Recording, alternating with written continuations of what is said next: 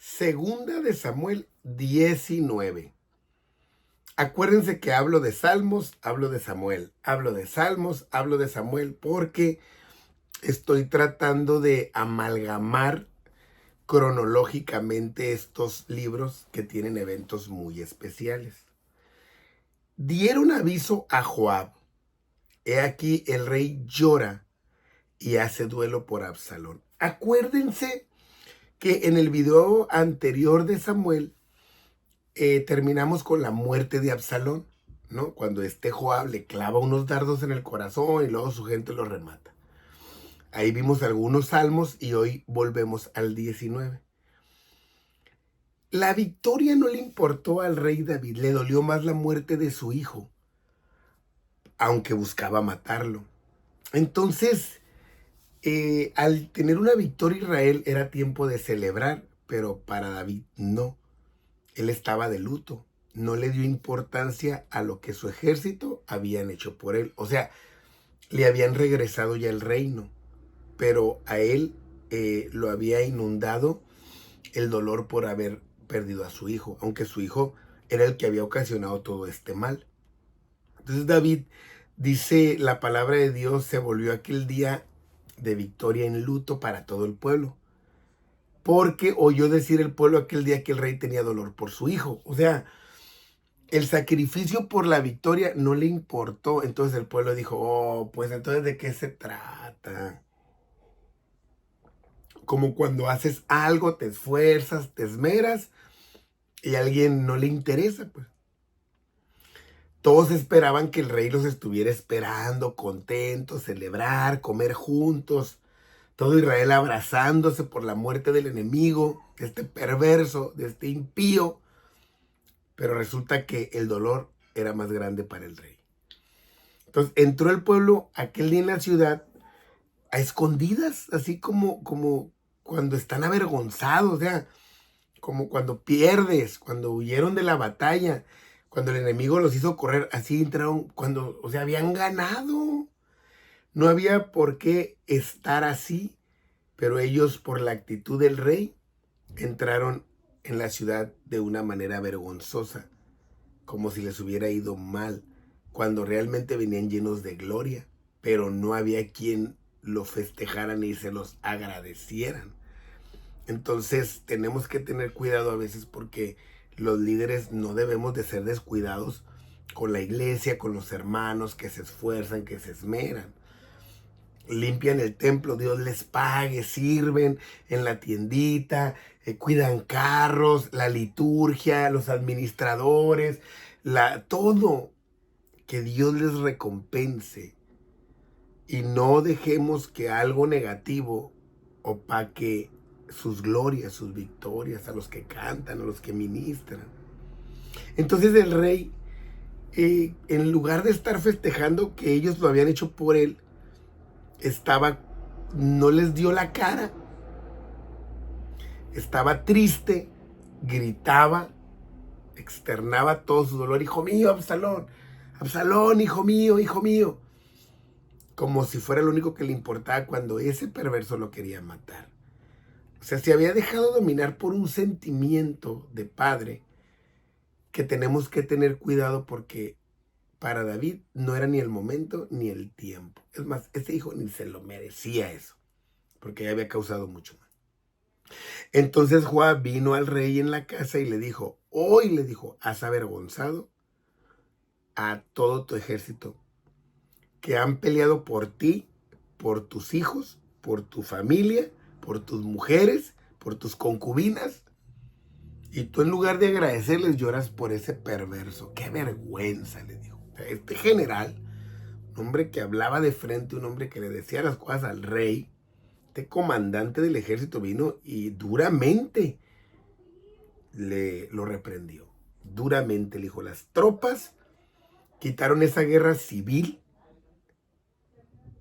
esa guerra interna, esa guerra que tenías que librar y que ellos ya te hicieron libre. ¿Cómo les pagas así de mal? O sea, qué vergüenza, ¿no? Y a veces así nos portamos de mal.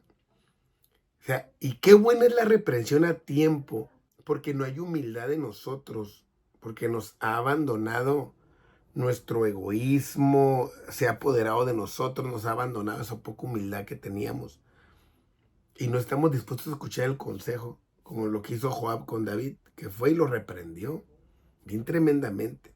Entonces, hay gente que está dispuesto a hacer cosas por nosotros, hay que agradecérselo.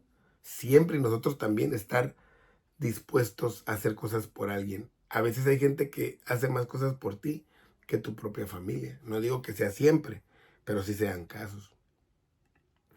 Y dice, amando a los que te aborrecen, le dice Joab, como diciendo, ese hombre te aborrecía, Absalón.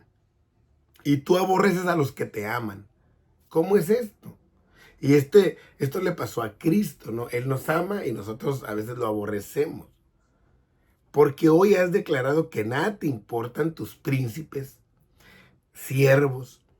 Pues hoy me has hecho ver claramente que si Absalón viviera, aunque todos nosotros estuviéramos muertos, entonces tú estarías feliz. O sea, vean lo que este hombre le está diciendo al rey. Entonces, ¿de qué se trata? Pues, entonces, o sea, lo hicimos por ti y resulta que tú nos estás demostrando otra cosa. O sea, eres un malagradecido. Duramente lo reprendió.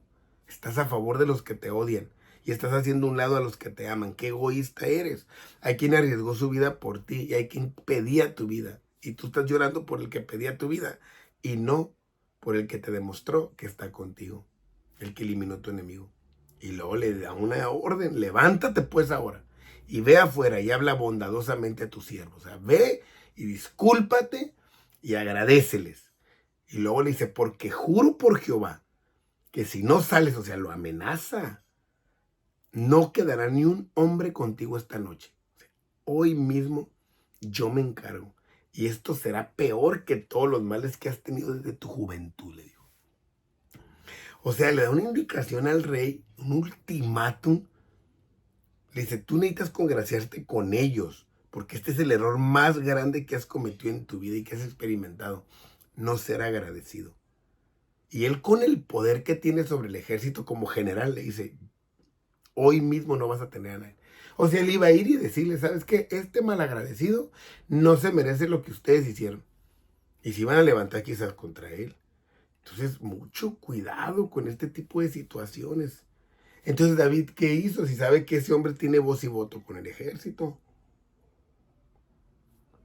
Se levantó el rey y se sentó a la puerta, donde lo iban a ver todos, y fue dado aviso a todo el pueblo diciendo, aquí el rey está sentado a la puerta. Y vino todo el pueblo delante del rey.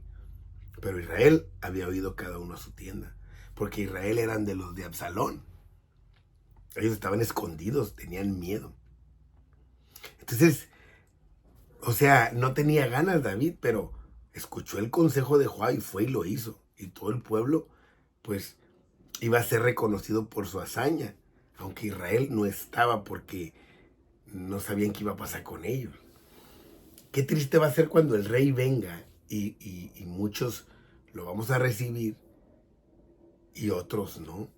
No van a saber qué hacer cuando Cristo venga. Cuando Él venga y toque la trompeta y los muertos se levanten y los que estén vivos no van a saber qué hacer. Los de Israel no supieron qué hacer, porque como ellos ya habían cambiado de rey, entonces tú tienes que ver quién es tu rey, porque ese rey va a venir un día. Entonces todo el pueblo disputaba en todas las tribus de Israel diciendo, el rey nos ha librado de mano de nuestros enemigos y nos ha salvado de mano de los filisteos, y ahora han huido del país por miedo de Absalón. O sea, había una gran confusión por la muerte del que había dicho que era rey. Entonces Israel no sabía qué hacer, porque se habían confundido por haber cambiado de rey, pero ahora su rey estaba muerto. Entonces, qué bonito es cuando se mueren nuestros reyes del mundo, los que gobernaban nuestra vida, y que luego llega Cristo y la gobierna. Es algo espectacular, maravilloso. Y Absalón, a quien habíamos ungido sobre nosotros, ha muerto en la batalla. ¿Por qué pues estáis callados respecto de hacer volver el rey? O sea, no se decían si le dejaban el paso libre a David para que fuera él el rey o tomara otra decisión. No se ponían de acuerdo, porque eso había traído confusión con ellos, lo que habían hecho al irse en pos de otro rey. Y el rey David envió a los sacerdotes Sadoc y Abiatar, diciendo: hablar a los ancianos de Judá y decirles: ¿por qué seréis vosotros los postreros en hacer volver al rey a su casa, cuando la palabra de todo Israel ha venido al rey para hacerle volver a su casa? O sea, ¿por qué los de Judá iban a ser al final si eran los primeros que debían de estar ahí? Y es algo típico, porque David no quería forzar nada. David quería regresar y que lo recibieran bien. O sea, estaba apelando al corazón. Pero, ¿por qué los de Judá, o sea, lo estaban haciendo al final, ¿no? ¿Por qué serían otros los últimos en que hagan que el rey vuelva a casa? Porque, o sea, ¿qué va a pasar? ¿O qué pasó cuando Cristo vino? A los suyos vino, porque David es de Judá, ¿no? Y los suyos no le recibieron. Mas a los que le recibieron, él les dio potestad de ser llamados hijos de Dios. Entonces, vemos aquí como él no quería forzar nada, como Cristo no forza nada. Ahí está todo para que nosotros tomemos decisiones. Vosotros sois mis hermanos, mis huesos y mi carne sois, o sea, somos de los mismos. ¿Qué pues seréis vosotros? ¿Los últimos en hacer volver al rey? O sea, no quería forzar nada, pero los cuestiona. O sea, yo soy de Judá, ¿no? ¿Cómo entonces? Asimismo diréis a Amasa: ¿no eres tú también hueso mío y carne mía?